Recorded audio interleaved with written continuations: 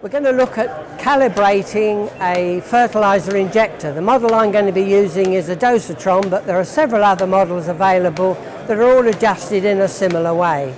The first thing to understand is that the system themselves does have a calibration settings on the bottom, but they're not always accurate, and very often you can find that when you've set it at what you think is the right amount, the actual amount of fertilizer coming out at the end is less than you think it is, which results, of course, in a poorer crop and less profits in your pocket. So the idea today is to have a look at how you calibrate one of these units. The first thing you need to do is make yourself up a standard solution.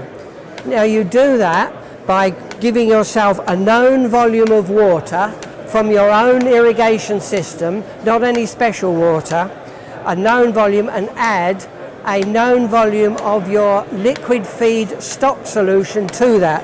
So if you want to set your diluter at 1%, you would add 1 litre to 100 litres, 1 milliliter to 100 millilitres to create what is your standard solution. Now the simple way of looking at this would be to then run your injector system, set it so that the setting is to 1% or 1 in 100, and take a sample from the end of your hose pipe or your irrigation system that will enable you to determine the strength that the diluter is actually giving.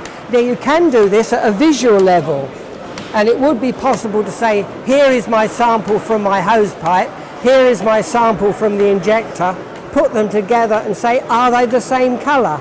Now that's a very simple test and a simple way of looking at it, but a more complex but actually more accurate method is to use a conductivity meter. And I've got a simple one here that gives you a direct reading in microsiemens.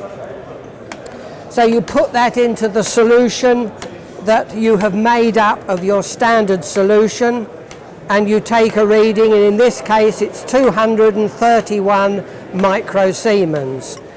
You then take the reading from your injector system and look at that, and in this case this is 2129.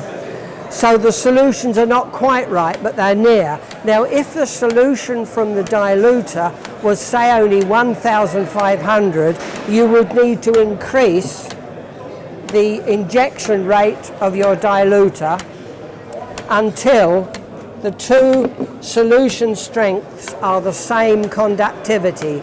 So you tend to ignore the numbers that are on the injector itself and adjust them until your standard solution and your injected solution are equal. Then you'll get the maximum from your liquid feed.